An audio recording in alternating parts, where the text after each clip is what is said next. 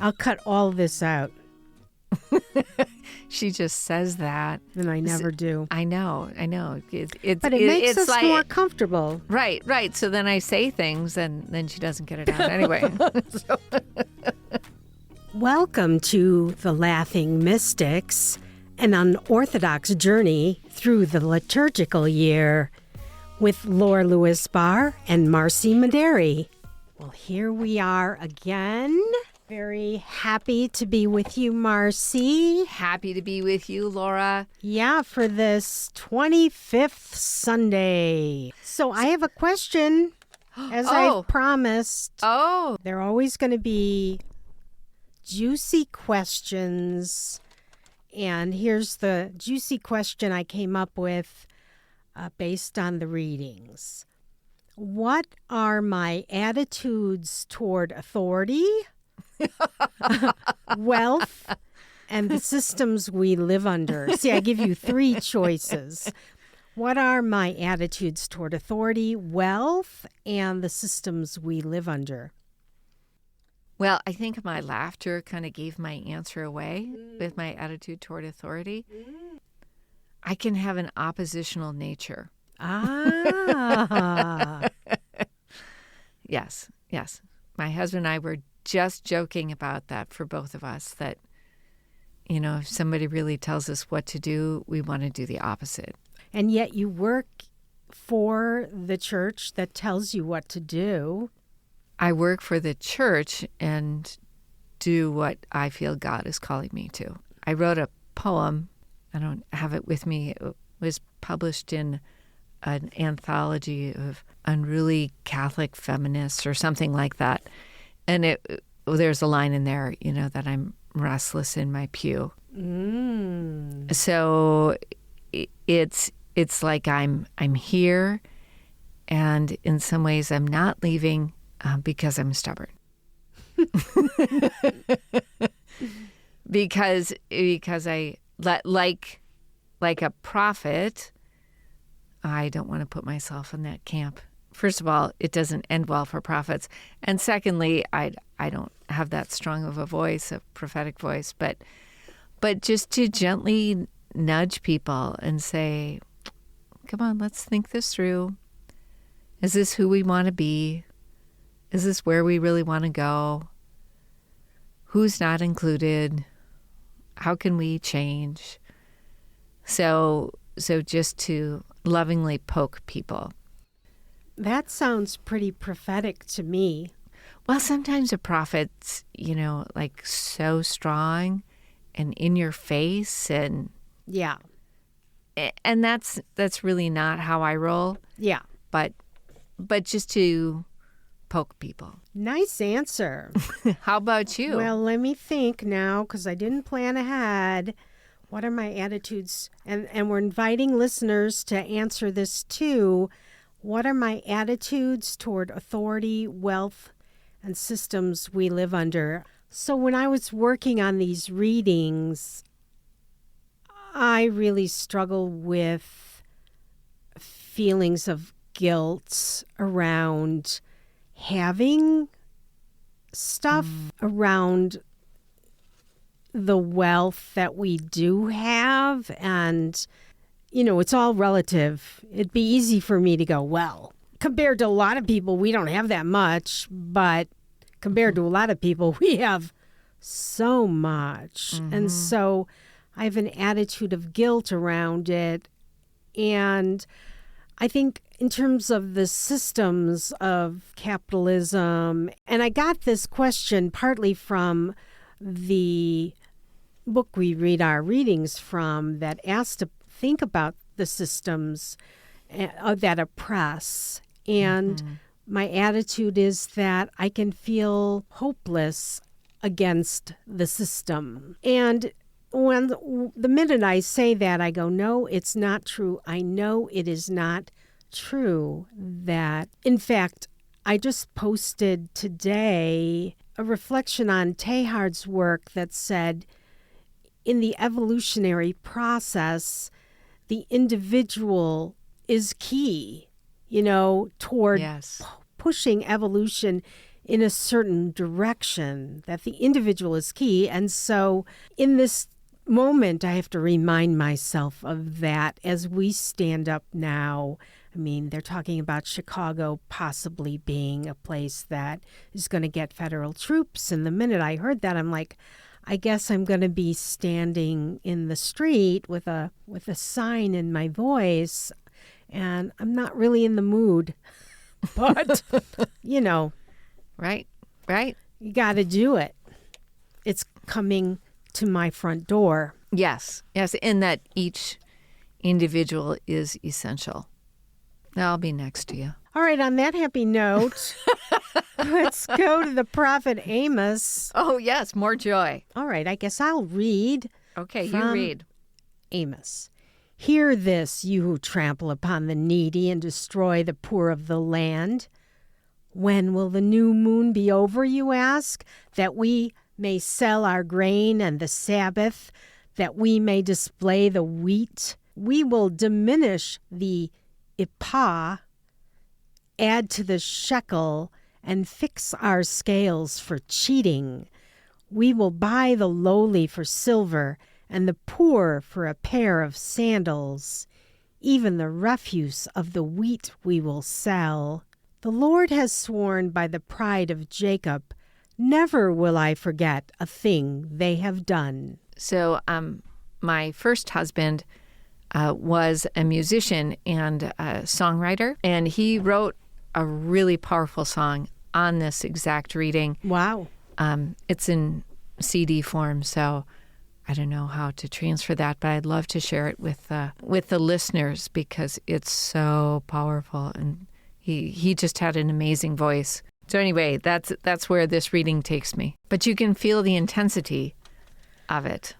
When I first read it, I thought, well, I don't know that I believe that this is true, that God is remembering all this stuff that happens, all this cruelty and greed and corruption, all the corruption. But then I know that the arc of history, moves toward justice, that love essentially is in charge, and that if we ever needed that message, we need it now. And to really believe that, but we tend to think, using the microwave, I might hit 111 because it's faster. Take the same number repeatedly, right? Like speed is part of our culture, I think, and waiting 30 seconds to heat up my thing instead of doing it another way. Like everything is so fast, but for this message, we have to think in terms of centuries and millennia, and that's how things move. And if you go to the Field Museum in Chicago, it's so great because there is this wonderful permanent exhibit about the Earth and the Big Bang and all of these billions of years of transition of the Earth. It's staggering. And it's important for me to put myself there. The history of the world were volumes and volumes and volumes. Right. Humanity would be like on the last sentence of the last page. Exactly. With our children in religious ed class, there's a little activity we have, and it's this ribbon, and each little bitty ridge on the ribbon is 1,000 years. And then we just keep pulling and pulling, right? And then it's because it's blue for the longest time when the earth was just water. Long time. And all of a sudden, it's brown. And there's land. And even longer. I mean, like we do this down the church aisle because it's such a long string. And then way down, there's a little symbol that talks about, that when humanity came. And then not too much longer, because it's all relative, is when Jesus came. The history of salvation really is what we call it. that God's salvation started from the Big Bang. I just looked it up. The Earth is 4.543 billion years old. Can't even get my mind around it. So, and Teilhard had his hands so deeply in this. I also think this reading is a reason why we talk about hell. Okay. For people who have known no justice, right? They don't have any justice in this lifetime, that in the next lifetime, there will be God's justice. And, I think about someone like Jeffrey Epstein. Right. Who inflicted horrors on so many people. He's died. And so for some people, they say, okay, now he needs to pay because he didn't pay in this lifetime. That we know of. Right. So just to add some complexity to that teaching and understanding, that's really about justice, I think, for some people. Well, I'm wondering if what you're saying is that the concept of hell is helpful and reassuring because otherwise the world just feels so wrong. Yes. Right. Yes. I get that. That makes sense. And I start to see evil as, and I think Teilhard saw it this way too, as an aberration, like brain damage, like somebody's soul and brain doesn't work in the way it was created. It's got a kind of a moral cancer, and I'm not sure what we do about it. I mean, we lock them up forever. If that's the answer, that's deep waters, but that something got glitchy and went way wrong. Right. I don't know. I don't claim to understand. And I certainly don't know what happens after we die. I just know that hunger for justice is strong. Yeah. And what to do with that when the law isn't offering justice. Right. I was reading as I prepared, it's archetypal. It's meaning that it's within our soul, within our brain, within our being. A hunger for justice is embedded there and in the cosmos. It's a given that we expect it. Even dogs, they've done experiments on dogs. Really? And I think other animals too, but I know dogs, like if you tease a dog pretty quickly goes, this isn't right, and it won't play along anymore. Dogs expect fair dealing. I mean, it is part of their nature. Wow, I had no idea. That's really cool. So Amos is just like a farmer, a fig farmer with fig trees, just minding his own business. And then God disturbed him, and he preached to the northern kingdom, which fell to the Assyrians. But he was a part of that prophetic tradition, one of the 12 minor prophets. And they're only minor not because of what they said, but because of how much they wrote. So we have 4 major prophets who wrote more and 12 minor prophets who wrote less. A reading from the first letter of Timothy. Beloved, first of all, I ask that supplications, prayers, petitions, and thanksgiving be offered for everyone, for kings and for all in authority, that we may lead a quiet and tranquil life in all devotion and dignity. This is good and pleasing to God, our Savior, who wills everyone to be saved and to come to a knowledge of the truth. For there is one God.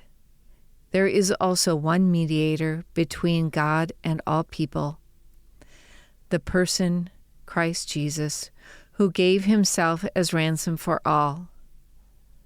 This was the testimony at the proper time. For this I was appointed preacher and apostle. I am speaking the truth. I am not lying. Teacher of the Gentiles in faith and truth. It is my wish, then, that in every place people should pray, lifting up holy hands without anger or argument. I appreciate you changing the gender on this reading, the genders. The last paragraph, it really strikes me. It is my wish, then, that in every place the men should pray.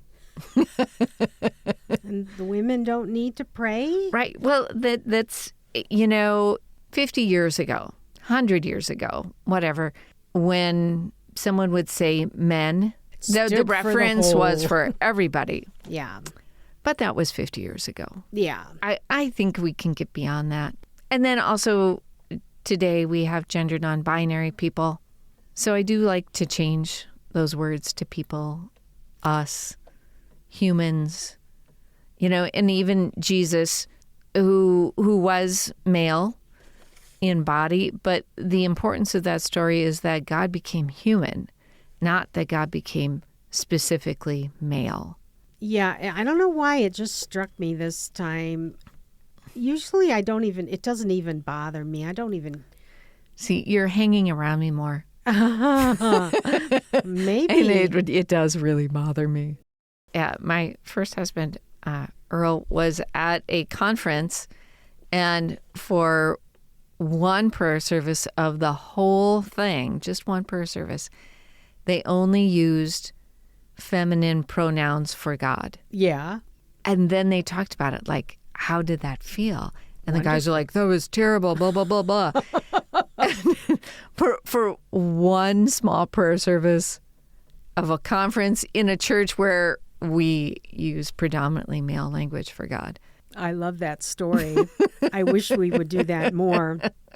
So I have a provocative question here. Oh, another one. For there is one God. Why is monotheism? I know why in the history of Israel. I guess I know why in the history of Christianity. But why is it important? Because, and I'll just say one other thing and let you answer. I think I've read Jungians who say this, monotheism strengthens our ego.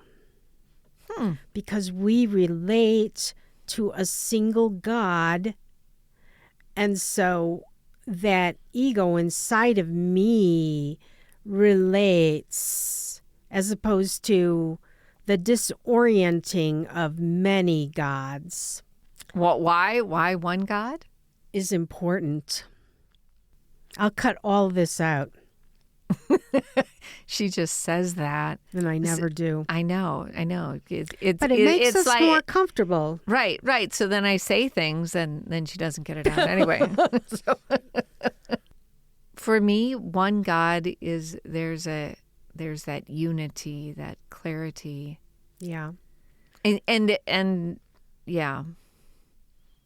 So as opposed to some religious traditions where the deities are fighting and arguing, there's one God of peace, and all creation came from this singular source. Certainly Judaism and Islam, they also have the same one God. Yeah. It's interesting when you were just talking about peace, because we've had a lot of Jesus lately who's not a peaceful guy in the readings. And we had some preaching at church saying Jesus is not a nice guy.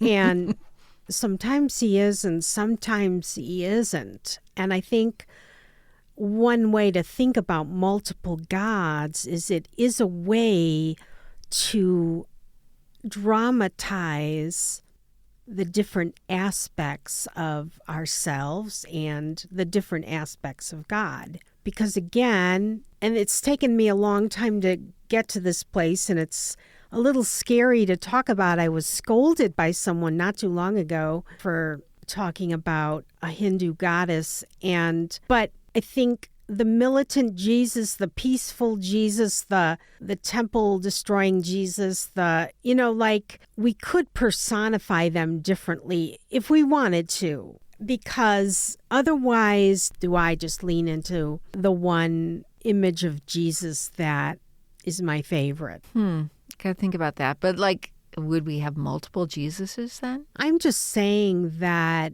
Jesus is complex and we simplify him. We're all complex. And in fact, psychologically, there's a big move toward talking about the inner parts of us, and that the ego that we identify with as I is just one structure of ourselves. And in fact, a lot of problems result when other structures of ourselves are kept unconscious and erupt. And this is all very hard because of my own indoctrination. See, and I get that, these different parts within me and how they work together and the many facets of Jesus. But for me, it's important to have that one God, because there's many parts of me within me. And I could say, right, that there's many aspects to God without creating multiple gods. And maybe that's just because that's so core and so foundational in me. It's so core. It is so core. For me, even to say it is really hard. I bet. To ask the question is really hard. Yeah. And I want to bring out that I've read, and I do believe it's true, that monotheism creates a certain mentality that strengthens the ego. And I think about when I look at Hindu art, and I feel very disoriented because it is like crazy. Well, first of all, I don't know the stories. And then there are all these amazing images of gods with 12 arms. But what I've noticed in myself when I allow myself to take in that imagery is that it loosens it's like what we talked about last time about the Trinity, blowing your mind. That's how I see the Hindu pantheon and the Greek pantheon and all of them, is that they're meant to blow your mind in the same way that the Trinity is meant to blow your mind. In other words, everything isn't so safe, easy, compact, understandable, linear, direct. It's so much bigger than I can even get my head around. And I think Western culture and Islam, we gain something by having this linear trajectory. It's really a cool thing. I can progress. But I think loosening that has been very good for me. And I think it's ultimately what we need for the planet. And one more thing, I think that this kind of linear structure is what underlies capitalism and a lot of the systems that are they're so forceful and they're so taut and tight and okay. I'm just, wow. I like your reference to the Trinity because I have heard other denominations or other religions, I should say, say, well, you Christians, especially Catholics, you have many gods. You have 3 gods. Yeah. And I'm like, no, we have one God, just 3 understandings of the same God. Yeah. And different people, can focus on one aspect of that triune God. Like they're all about Jesus all the time. Or they're about God, the creator, and don't really focus on Jesus. Or they're all about the Spirit. So I see that yeah, that's easier just to focus on one rather than to create space for all three. Now that's all within my own tradition, because I really, I don't know the Hindu gods and goddesses and how that all works. And yeah, I think it's much more friendly to a looser psychological state. But Catholicism, more than we like to admit, with all of our saints and all of our saintly venerations, and we make it very clear that they're not God, but I think psychologically they can function in similar ways to pantheons, where we have this, we can go there for this, we can go there for this, and the focus on one is a sort of a mental, it's a mental focusing thing that takes work. It's not a natural thing. And in Europe, going to these churches and seeing the finger or the toe or the fingernail or whatever of these the saints, it does remind me of this idea of the pantheon. Interesting. Yeah. I know certainly Catholicism is criticized for that. By the Protestants, who are even fiercer around one. It creates a certain mindset. It creates a certain attitude toward what is unknown, unknowable, what is feminine, what is of the earth.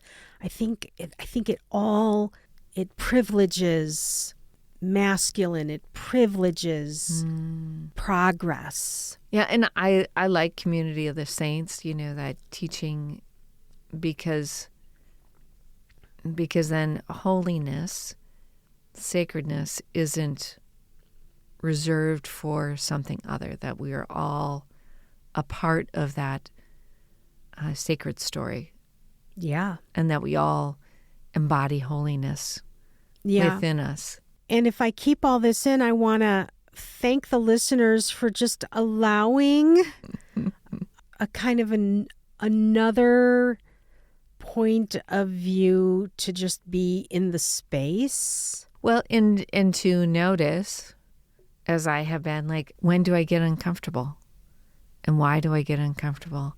And just to be with that. And so if listeners, you feeling some discomfort, that's okay as we talk. Because we are who we are, and it's good to learn and expand and think of things in new ways. I do think that's what the new sphere and the evolution is leading us toward, is embracing other views. So when I asked that question, I also wrote, God is bigger than my conceptions. Maybe for me, that's what I need to hold on to the most. Yeah. That I have to use my words and be in my own brain and understand that it's limited. My understanding is limited. And even the writer of Timothy, we're interpreting his words, but what he meant in stressing there is one God, I don't know. And I don't know what the original language, we're all just sort of going along with it in our Western way. Right. And what I appreciate about this reading is that it's clear that our God, who wills everyone to be saved. I do find it interesting, kind of this connection with authority, though, with kings and all in authority. Yeah. That we should pray for them, which is true, because the decisions that people in power make impact a lot of folks. Well, it makes the difference whether we lead a quiet and tranquil life and have dignity. Yes. The writer's making that connection. Yes, and it can also get mixed up in a little politics and political leaders being part of God's divine plan or something like that. The divine right of kings. Yes, that's exactly it. And so I don't think that's what this reading is about. It's exactly what you said, Laura, that the people in charge have a huge say in whether my life is quiet and tranquil and I have dignity.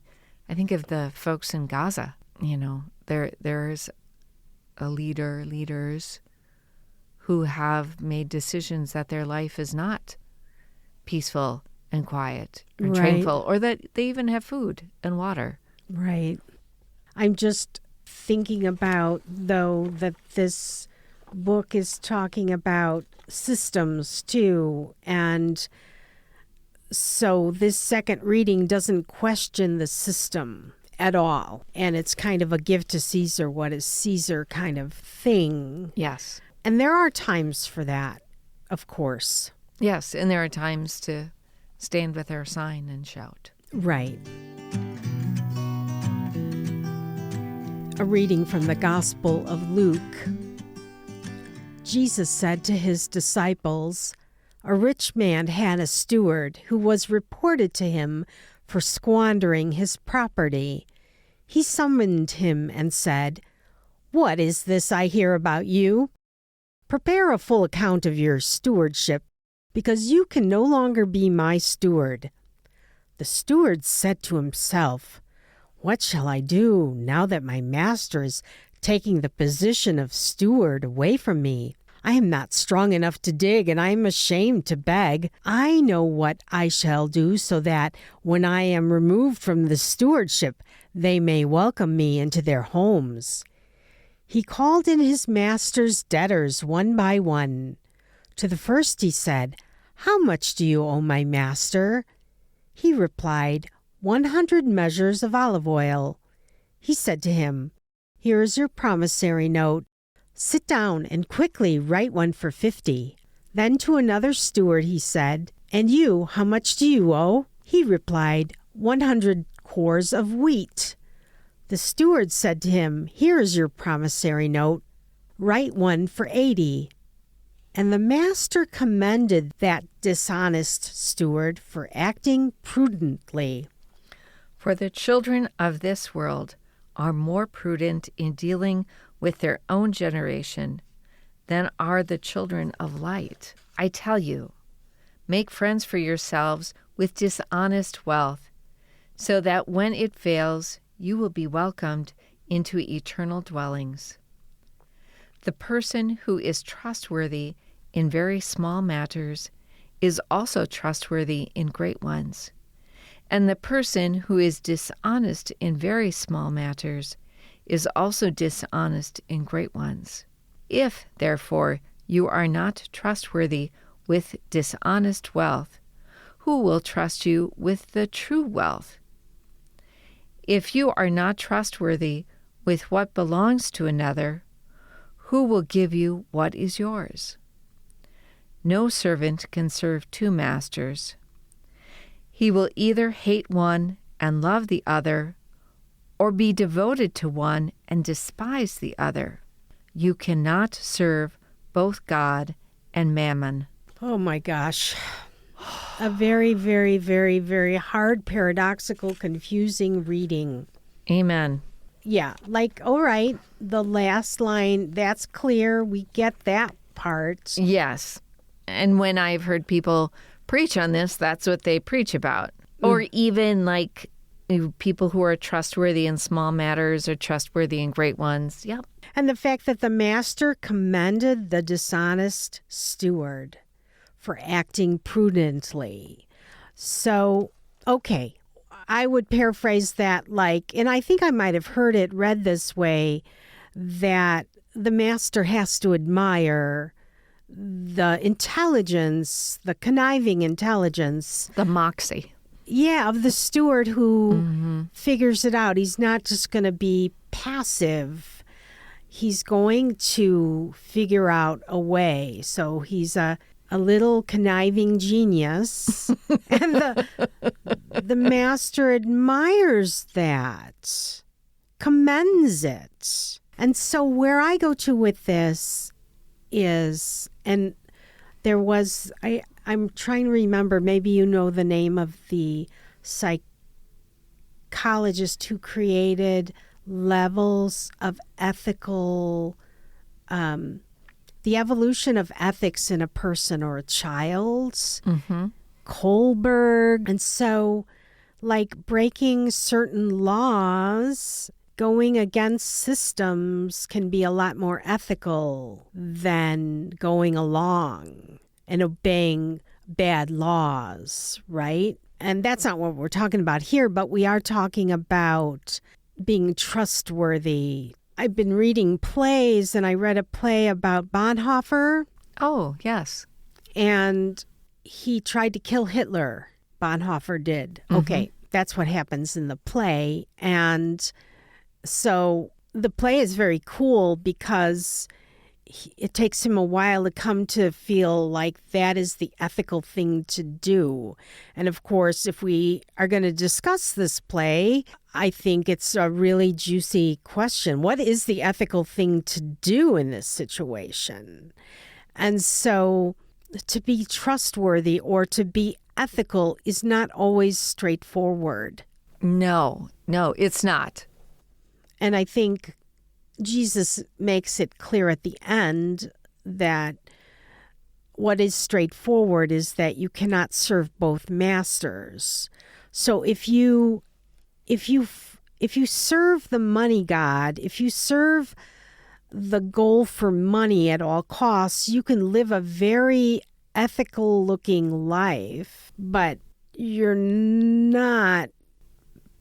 Can you like worship the money god and No. live an ethical life?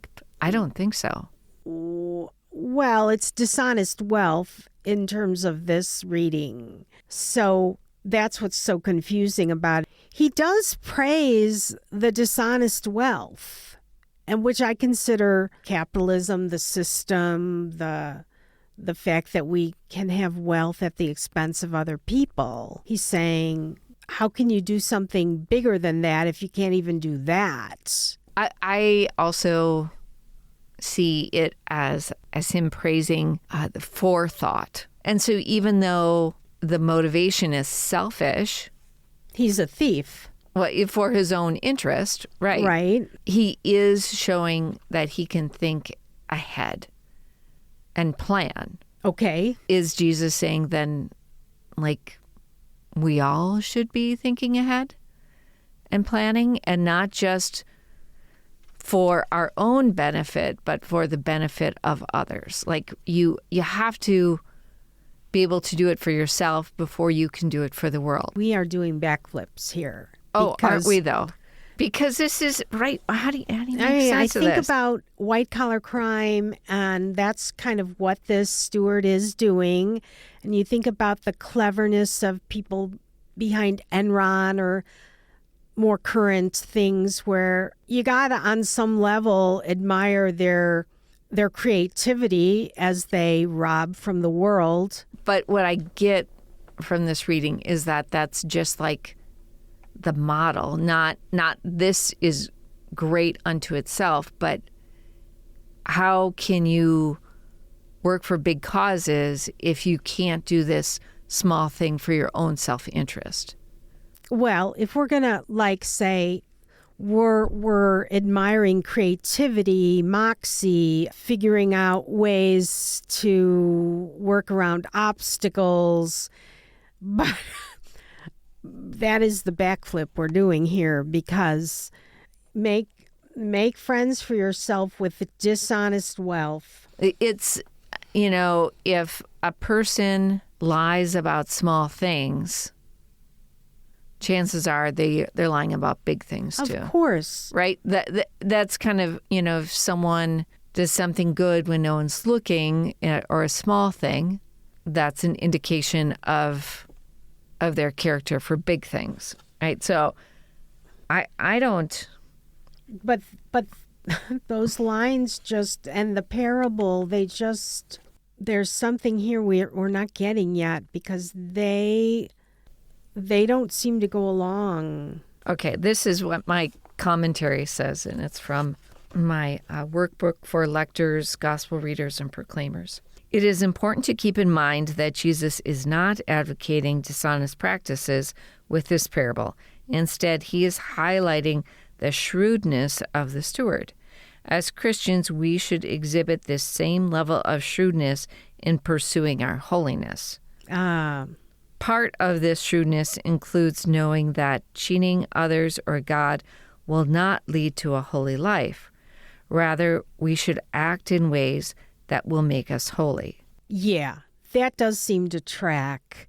And then my commentary says, when Jesus interprets this as making friends with dishonest wealth, perhaps he is suggesting that the wealth entrusted to the steward was dishonest to begin with. After all, the steward's master is described as a rich man, a description that is never favorable in Luke's gospel. So maybe these promissory notes were outrageous to begin with. I think today has been hard, and I think that this reading is another really challenging reading that can humble me to go, I don't know, and my mind is being blown open, and I think that was the theme, one of the themes of today. It's like kind of blowing open our comfortable surety about what God is, who we are, and that I do think Jesus functions as that kind of kohen that is unanswerable, and don't put him in a box. Well, and I know my own natural tendency is to want to tie things up with a bow, right? And to say, oh, okay, this is it, and now we're all good, and let's move on, rather than staying in the complexity. And that's where we are. We're in this mess. And, and as Laura said, the end, we hear a lot about that we cannot serve both God and material stuff. And it's really good just to wrestle with the rest of it. And maybe that's a gift from this podcast, is that we're not going to tie it up in a bow. We're going to let it be messy. Yeah, because God gets to us through the cracks in our armor, that the unknowing, the I'm confused, the... So maybe we can all pray for a dream tonight where God might speak to us. Nice. Yeah. Well, on that, we want to thank you for being with us, for treading water with us. And please share this podcast to other people who might want to do the same, because our world is complex and we need a faith that is also complex to be a part of this world. And if you haven't subscribed or followed us, please do so, because that really helps us. Also, take a look at our show notes. There's so much there about how we want to share the mic with you and other things Marcy and I are doing and ways you can get in touch with us. So thank you so much for being here. Thank you, and thank you, Laura. Thank you, Marcy.